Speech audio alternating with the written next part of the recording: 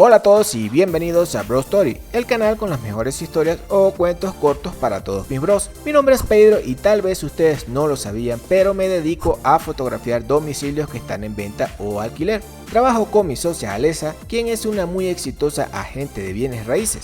El día de hoy, como siempre, quedamos en vernos en una casa que está a punto de entrar al mercado. Pertenece a una pareja que se está divorciando y necesita venderla para dividir el dinero. Como siempre, comencé con mi trabajo entrando por la puerta principal y recibiendo indicaciones de mi bella socia.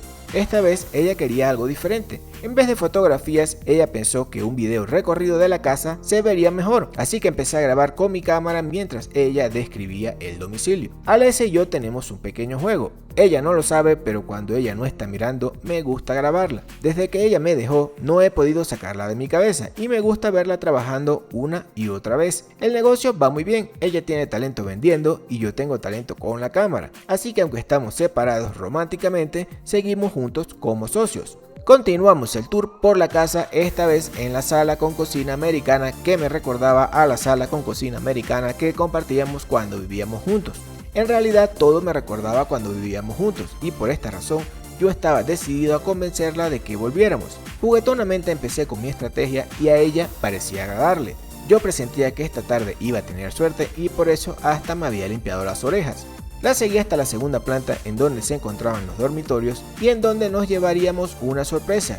Dentro de la habitación principal encontramos a una jovencita durmiendo. Yo seguí documentando la situación en caso de que la policía necesitara de mi colaboración. Seguidamente le preguntamos quién era y qué estaba haciendo en la casa.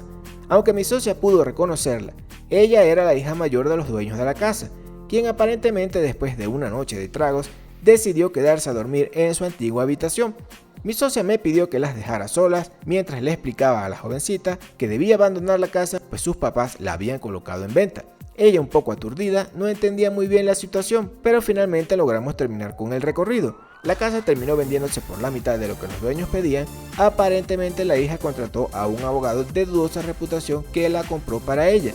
Alessa y yo seguimos en el negocio de los bienes raíces y yo sigo fotografiándola sin que se dé cuenta. Muy bien, esto es todo por hoy. Si aún siguen por aquí, suscríbanse que es gratis. Tal vez nos veamos mañana. Pedro out.